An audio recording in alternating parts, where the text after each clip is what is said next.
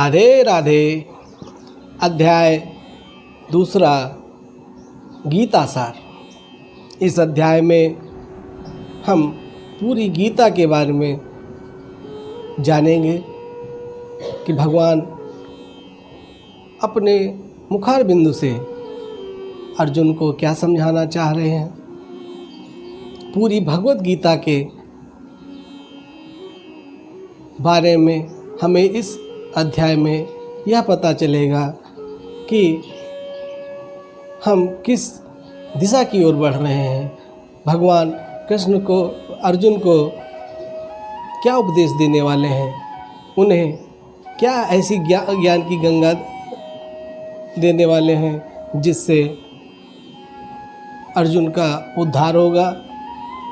अर्जुन के द्वारा ही वो हम सबको, इस जगत को, इस गंगा रूपी अमृतवाणी से सराबोर करने वाले हैं।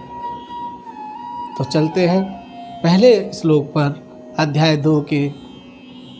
संजय उवाच तम तथा कृपयाविष्टम सुपूर्णाकुलेक्षणम विषदन्तमिदं वाक्यम उवाच मधुसूदनम।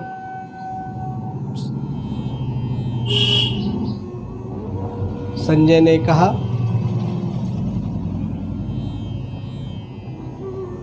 ने कहा, करुणा से व्याप्त शोकयुक्त अश्रुपूरित नेत्रों वाले अर्जुन को देखकर मधुसूदन कृष्ण ने ये शब्द कहे। तात्पर्य, भौतिक पदार्थों के प्रति करुणा, शोक तथा अश्रु ये सब असली आत्मा को न जानने के लक्षण हैं।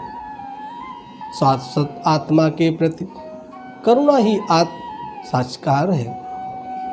इस श्लोक में मधुसूदन शब्द का महत्वपूर्ण है। कृष्ण ने मधु नामक असुर का वध किया था और अर्जुन चाह रहा है कि कृष्ण उस अज्ञान रूपी असुर का वध करें जिसने उसे कर्तव्य से विमुख कर रखा है। भगवान ने मधु राक्षस का वध किया था, इसीलिए वह मधुसूदन नाम से उन्हें पुकारता है। यह कोई नहीं जानता कि करुणा का प्रयोग कहाँ होना चाहिए। डूबते हुए मनुष्य के वस्त्रों के लिए करुणा मूर्खता होगी। अज्ञान सागर में गिरे हुए मनुष्य को केवल उसके बाहरी पहनावे अर्थात स्थूल शरीर की रक्षा करके नहीं बचाया जा सकता। जो इसे नहीं जानता और बाहरी पहनावे के लिए शोक करता है वह शूद्र कहलाता है, अर्थात वह वृथा ही शोक करता है। अर्जुन तो क्षत्रिय था, अतः उससे ऐसे आचरण की आशा न थी, किंतु भगवान कृष्ण अज्ञानी पुरुष के शोक को विनष्ट कर सकते हैं और इसी उद्देश्य से उन्होंने भगवत गीता का उपदेश दिया। यह अध्याय हमें भौतिक शरीर तथा आत्मा के वैश्लेषिक अध्ययन द्वारा आत्म साक्षात्कार का उपदेश देता है, जिसकी व्याख्या परम अधिकारी भगवान कृष्ण द्वारा की गई है।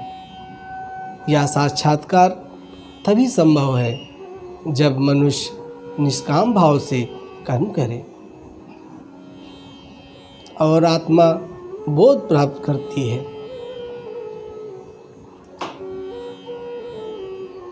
श्री भागवत में कहा गया है, श्री भगवान उचार कुस्तवा कश्मलविंदम विस्मे समुत्पस्थितम अनार्यजुष्टम स्वर्गम एकीकीर्तिकरम अर्जुन। भैया ये काट दो।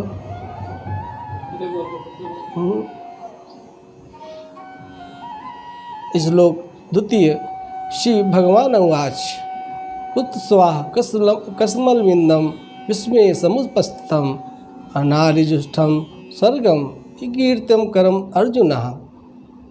श्री भगवान ने कहा, हे अर्जुन, तुम्हारे मन में यह कलमश आया कैसे? यह उस मनुष्य के लिए तनिक भी अनुकूल नहीं है जो जीवन के मूल्य को जानता है। इससे उच्च लोक की नहीं अपितु अपेस की प्राप्ति होती है। तात्पर्य, श्री कृष्ण तथा भगवान अभिन्न हैं, इसलिए कृष्ण को संपूर्ण गीता में भगवान ही कहा गया है। भगवान परम सत्य की पराकाष्ठा है। परम सत्य का बोध ज्ञान की तीनों अवस्थाओं में होता है। ब्रह्मा यह निर्विशेष सर्वव्यापी चेतना, परमात्मा यह भगवान का अंतर्यामी रूप जो समस्त जीवों के हृदय में है, तथा भगवान यह श्री भगवान कृष्ण श्री भागवत में 1.2.11 में निहित है। परम सत्य की यह धारणा इस प्रकार बताई गई है।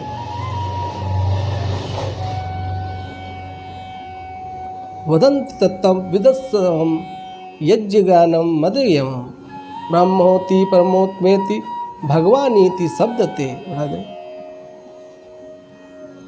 परम सत्य का ज्ञाता परम सत्य का अनुभव ज्ञान को 3 अवस्थाओं में करता है, और ये सब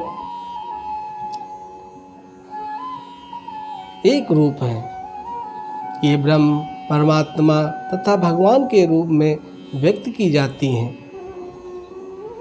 इन 3 दिव्य पक्षों को सूर्य के दृष्टांत द्वारा समझाया जा सकता है, क्योंकि उसके भी 3 भिन्न भिन्न पक्ष होते हैं। यथा धूप प्रकाश, सूर्य की सतह तथा सूर्यलोक स्वयं। जो सूर्य के प्रकाश का अध्ययन करता है वह नौशखिया होता है। जो सूर्य की सतह को समझता है वह कुछ आगे बढ़ा हुआ होता है। जो सूर्य काल में प्रवेश कर सकता है वह उच्चतम ज्ञानी है। जो नौशखिया सूर्य प्रकाश उसकी विश्वव्यापी तथा निर्विशेष प्रकृति के अखंड तेज के ज्ञान से ही तुष्ट हो जाता है, वह उस व्यक्ति के समान है जो परम सत्य के ब्रह्म रूप को ही समझ सकता है। जो व्यक्ति कुछ अधिक जानकार होता है वह सूर्य के गोले के विषय में जान सकता है, जिसकी तुलना परम सत्य के परमात्मा स्वरूप से की जाती है। जो व्यक्ति सूर्यलोक के अंदर में प्रवेश करता है उसकी तुलना उससे की जाती है जो परम सत्य के साक्षात रूप की अनुभव प्राप्त करता है। अतः जिन भक्तों ने परम सत्य के भगवान स्वरूप का साक्षात्कार किया है वे सर्वोच्च आध्यात्मवादी हैं। यद्यपि परम सत्य के अध्ययन में सारे विद्यार्थी एक ही विषय के अध्ययन में लगे हुए हैं। सूर्य का प्रकाश, सूर्य का गोला तथा सूर्य की भीतरी बातें, इन तीनों की एक दूसरे से विलग नहीं किया जा सकता। फिर भी तीनों अवस्थाओं के अध्येता एक ही श्रेणी के नहीं होते।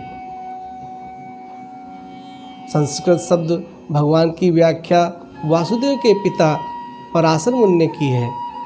समस्त धन, शक्ति, यश, सौंदर्य, ज्ञान तथा त्याग से युक्त परम पुरुष भगवान कहलाता है। ऐसे अनेक व्यक्ति हैं जो अत्यंत धनी हैं, अत्यंत शक्तिमान हैं, अत्यंत सुंदर हैं और अत्यंत विख्यात विद्वान तथा विरक्त भी हैं, किंतु कोई साधिकार यह नहीं कह सकता कि उसके पास सारा धन, शक्ति आदि है। एकमात्र कृष्ण ही ऐसा दावा कर सकते हैं, क्योंकि भगवान हैं। ब्रह्मा, शिव या नारायण सहित कोई भी जीव कृष्ण के समान पूर्ण ऐश्वर्यवान नहीं है।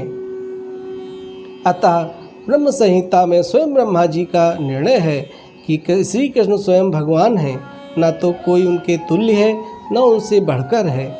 वे आदि स्वामी या भगवान हैं, गोविंद रूप में जाने जाते हैं और समस्त कारणों के परम कारण हैं।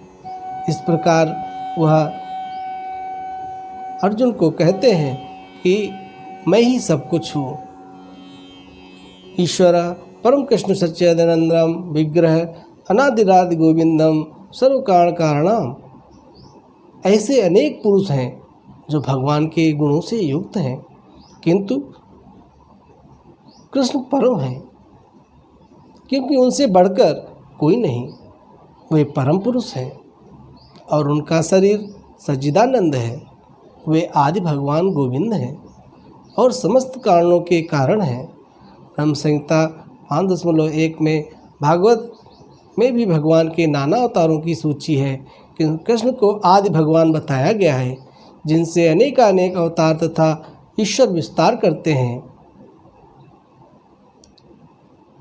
एतेषांच कला पुषम कृष्णास्तु भगवानम स्वयं इंद्राविकालम लोकम पठन्ति युगे युगे।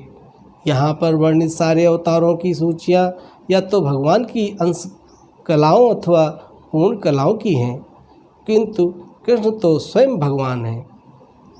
भगवद गीता भगवत 1.3.28 अतः कृष्ण आदि भगवान परम सत्य परमात्मा तथा निर्वेश ब्रह्म दोनों के उद्गम हैं।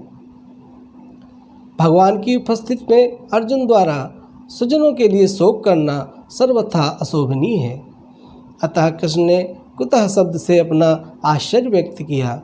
आर्य जैसी सभ्य जाति के किसी व्यक्ति से ऐसी मलिनता की उम्मीद नहीं की जाती।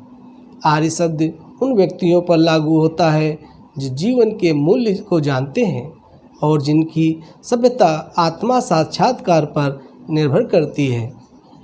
देहात्म बुद्धि से प्रेरित मनुष्यों को यह ज्ञान नहीं रहता कि जीवन का उद्देश्य परम सत्य विष्णु या भगवान का साक्षात्कार है।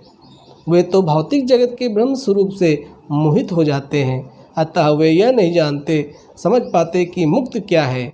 जिन पुरुषों को भौतिक बंधन से मुक्ति का ज्ञान नहीं होता वह अनार्य कहलाते हैं। यद्यपि अर्जुन क्षत्रिय था, किंतु युद्ध से विचलित होकर वह अपने कर्तव्य से गुमराह हो रहा था। उसकी यह कायरता अनार्यों के लिए ही शोभा देने वाली हो सकती है।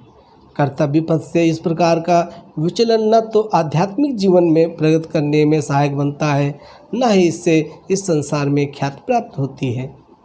भगवान कृष्ण ने अर्जुन द्वारा अपने स्वजनों पर इस प्रकार की करुणा का अनुमोदन किया है।